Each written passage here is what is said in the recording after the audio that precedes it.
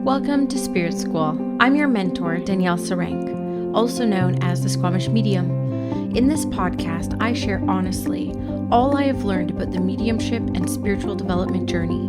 My intention is to normalize these conversations, to make way for a more confident, clear, and connected wave of lightworkers, serving the world of spirit with an open and joyful soul. Welcome again to Spirit School.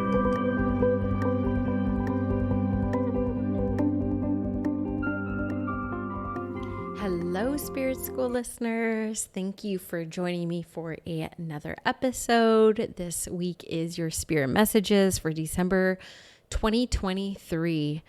Wow. Can you sit for 1 second, hand to heart, close your eyes, take a deep breath with me, and breathe in all the teachings, all the lessons, all the experiences, all the expansion and beauty and everything that we have navigated this year. And let's integrate it. Integration is the word of the month for December. We're going to integrate through the breath everything that has come for us this year, the good, the bad, the ugly, the expansive. It all fits. It all works. It's all for us. It's all to be integrated.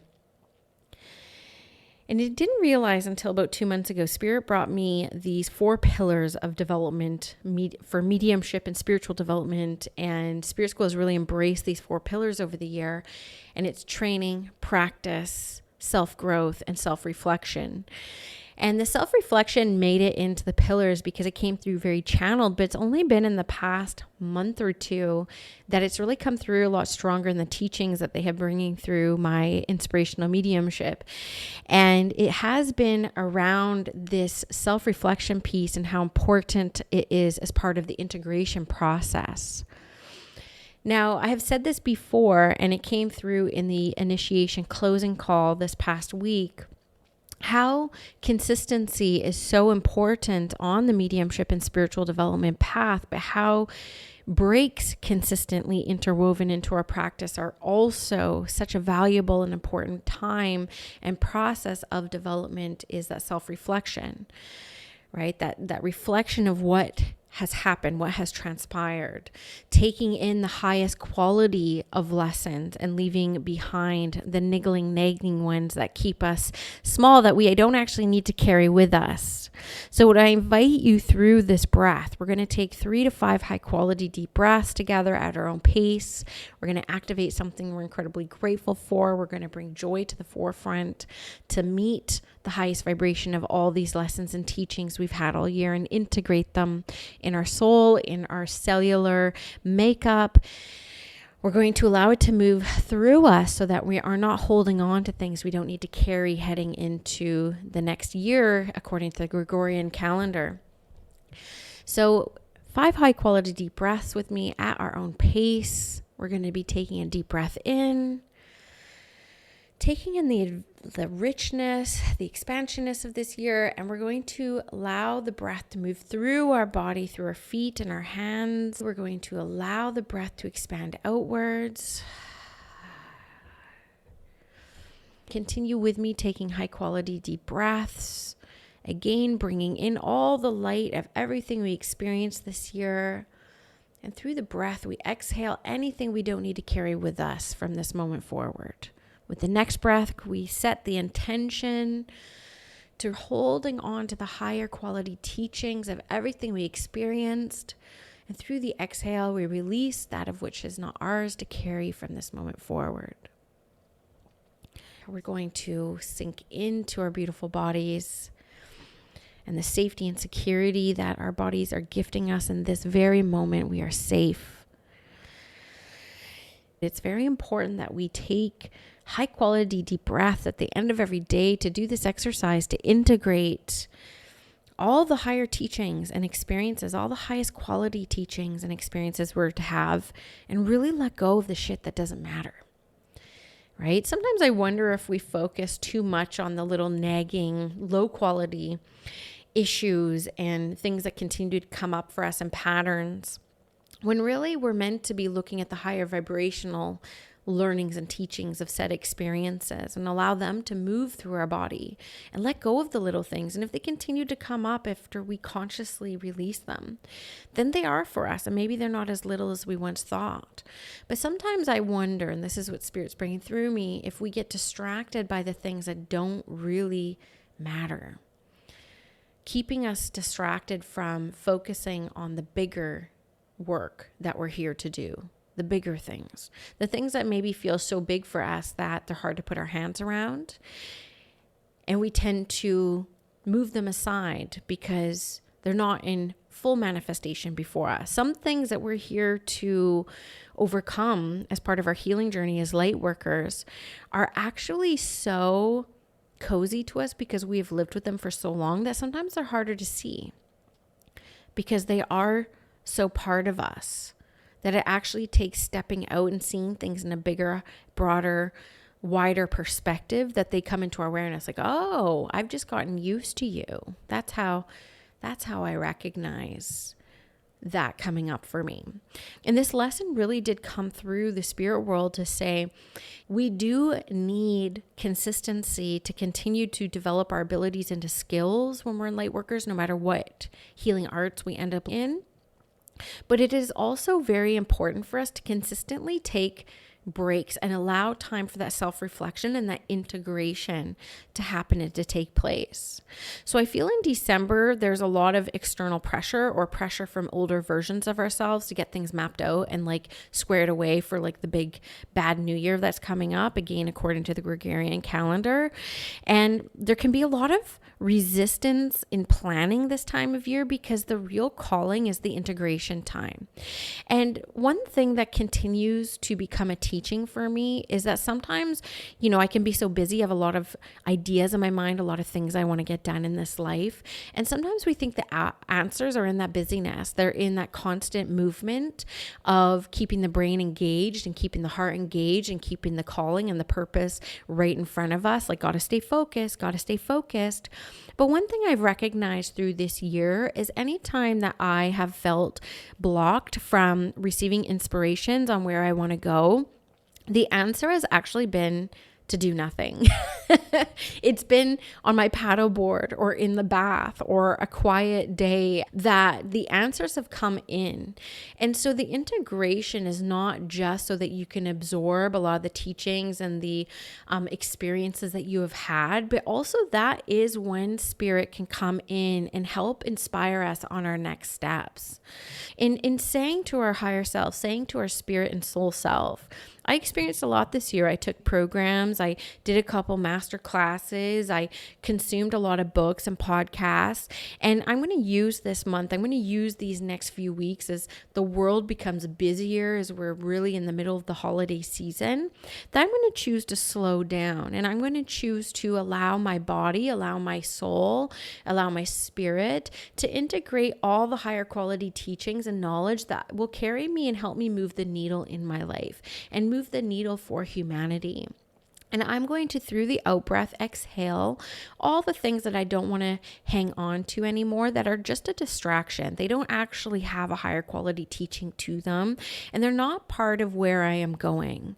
And so allowing some space and time through the month of December to allow that integration to take place, and then be surprised at how much inspiration comes in with that energy of integration. They're reminding me right now as I take a break to take a sip of my hot tea, how they have bringing me these lessons organically through my own life, because I actually plan my next year in September and October.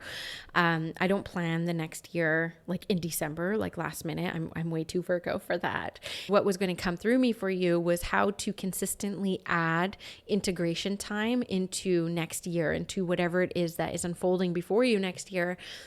This isn't about how much can I learn in 1 year? How much can I learn in one season? What can I get from this one teacher or this one experience?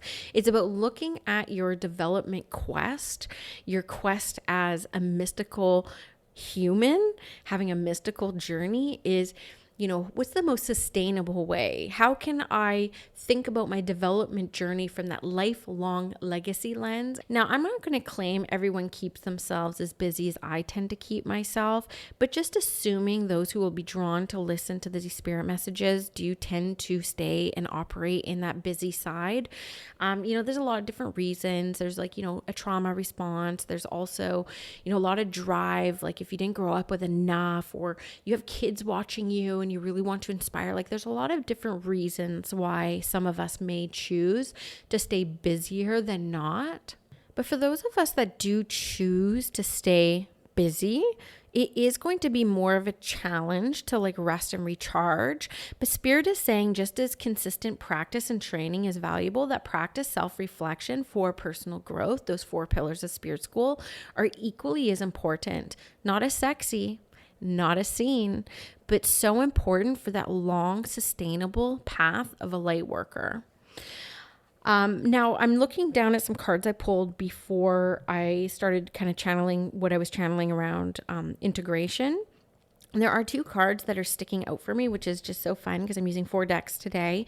And both of them are 9 cards. And 9 is the teacher's card, right? So 9 is path completion. In numerology, it really is the final whole number before we go into 10, which is 1 broken down. So 9 is that path of mastery. It's that path of, refining the lived experiences that we have had and turning them into teachings for others. And so both of these cards are the 9 cards, and one of them is a spiritual strength card, and the other one is solitude. But the solitude card is a woman pictured with a big pillar behind her, and she has a book in her hands, and she's got her nose down in the books. But the pillar behind her is actually glowing. It's golden. And so a lot of you will be stepping more into that mentoring and teaching, capacity heading into next year. And so for those of you who felt a pulling in your soul as I say that, it's so important for you to then hear that message around integration, because if we are not integrated or embodied in what we are sharing, people will feel that. And if Spirit is our agent and Spirit is our algorithm, there's not going to be a whole lot of sympathetic or resonance if we are not integrated and embodied in what it is that we're sharing or teaching. We are literally going to be referring back to what we most recently heard and teaching and sharing other people's teachings and sharings. And so this is really kind of hammering in that integration time. If this is an area that you want to go in the future, it's going to be way more important for you to carve out and create a lifestyle that adds time for contemplation, that adds time for reflection. And again, this is only for those, not everyone wants to be a teacher or a mentor. If you're feeling that calling, you'll feel it in your body, but it is an absolute necessity of that path to allow time for that integration. That's going to be very, very important.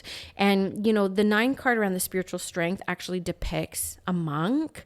The teacher and mentoring path is more monkish than even the medium's path.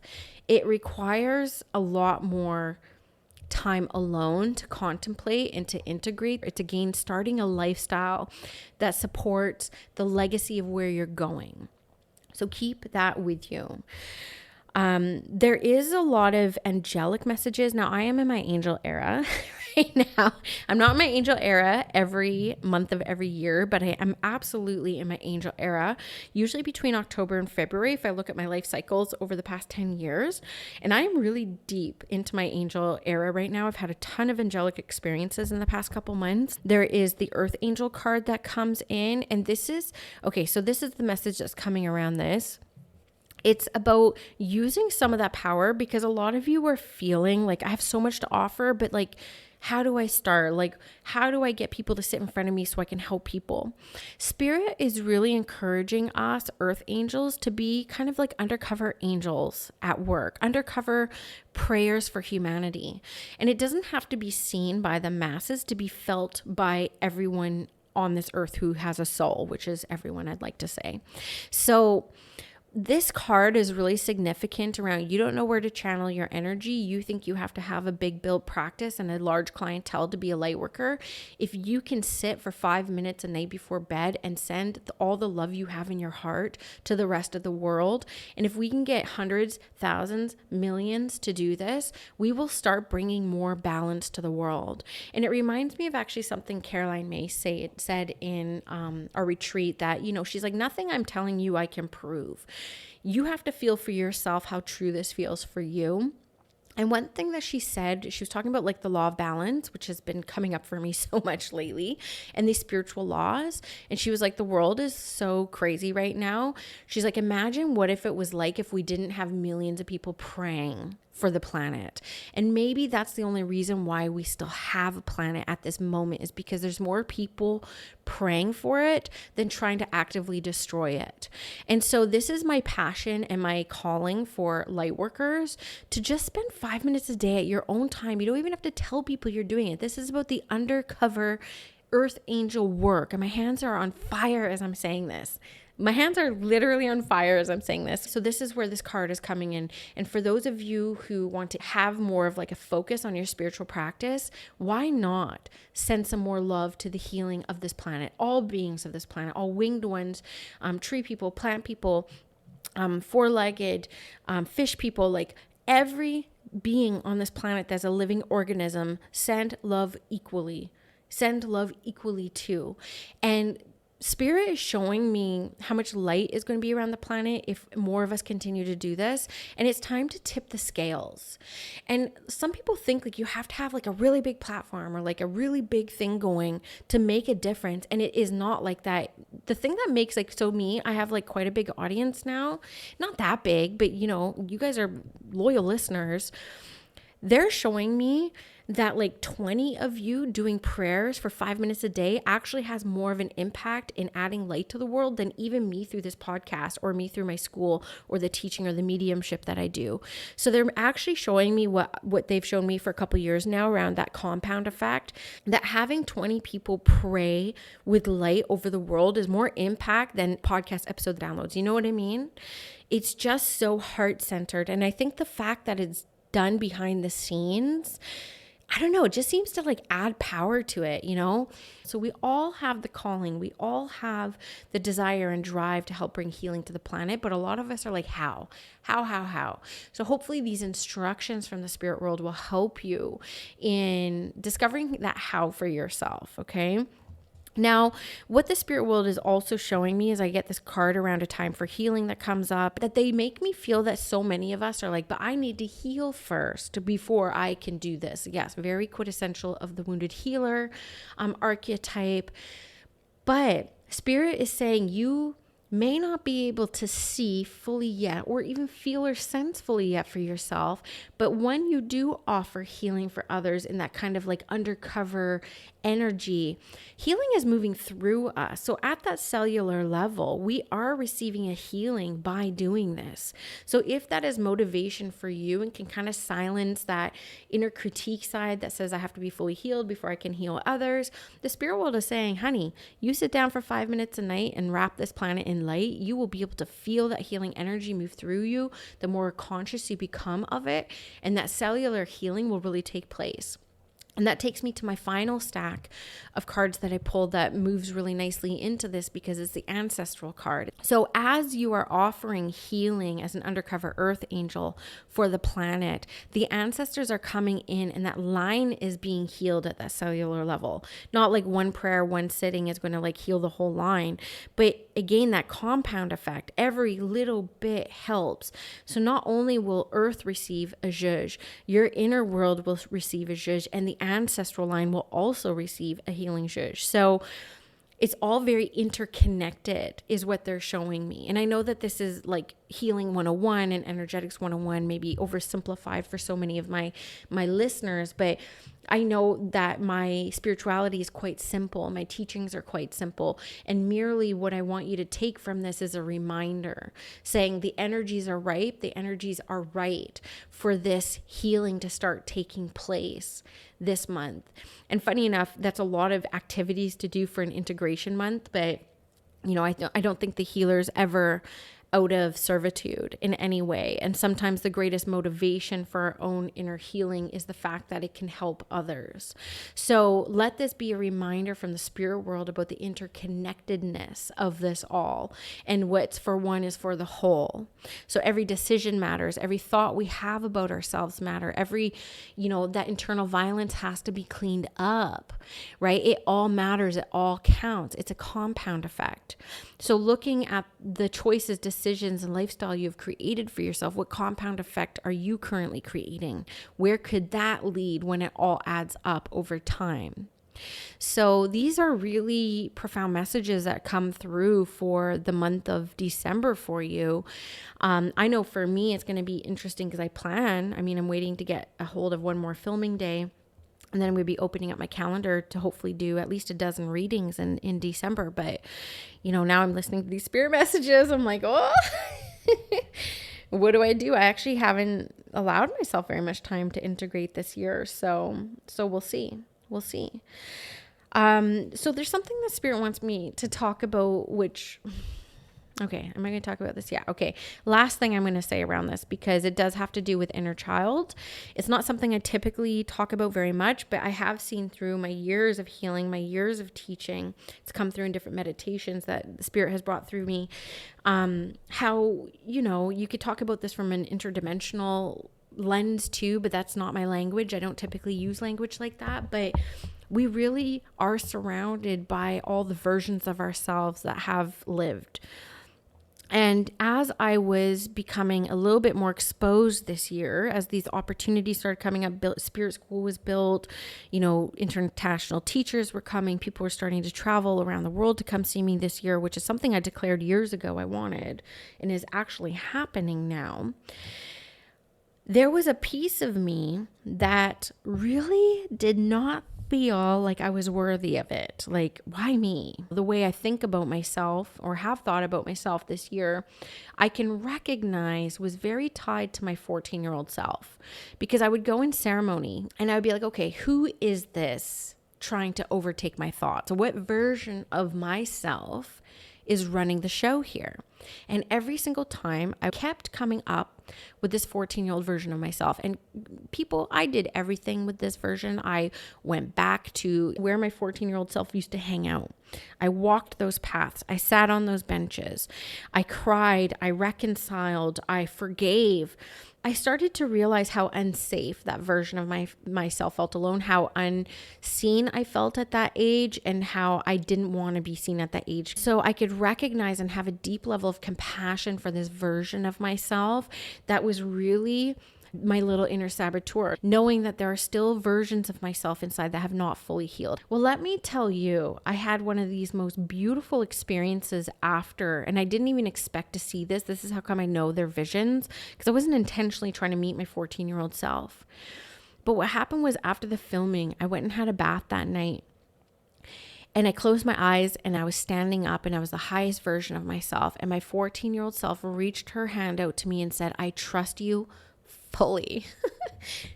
And she grabbed me by the hand and she came into my heart. And it was like, I can trust myself. I've made mistakes, but I've bounced back from everything. I can handle anything, literally. And you just show up, you do it anyways, you integrate what you're meant to integrate, you say yes to the things that scare you. But I know the ancestors were involved. I know it took great spiritual strength and resilience. I know it took a lot of forgiveness. I know it took a lot of healing. I know that even if I don't always get it right, I'll know how to make it okay. And this for me has been one of the biggest rewards of this healing path, of being that wounded healer, of knowing that I can help heal others while I'm still working on myself. And it was just one of these beautiful experiences I got to have that really made the path worthwhile all along. So I wanted to share that with you, because the final card under the Orca elders and that elder message that came through was really around the golden children, right? That inner child, the tenderness, and yeah, it's just, it's profound how it all intertwines and how it is all interconnected. So your thoughts matter, your words matter, your choices absolutely matter. How you reconcile it all completely matters. And so my hope is for you all in December, you get some peace, you get some joy, you get a whole lot of love from self and from those who you chose to be in community with. And I'm loving on you all. I'm excited for everything that lays ahead for all of us. And I hope that some of these messages were able to seep into your heart, your spirit, and your soul. And I am going to love you until next time, friends. Have a good one. Did you know that Spirit School is not just a podcast? It's an actual school. If you go to myspiritschool.com, you can invest in self-study courses, live programs, and of course the Spirit School Collective, my baby, my monthly membership community. All Spirit School offerings are intended to get you feeling clear, confident, and connected to your spiritual path, your development journey, and of course, connected to other spiritual curious souls who are having similar experiences to you. I hope to see you in Spirit School.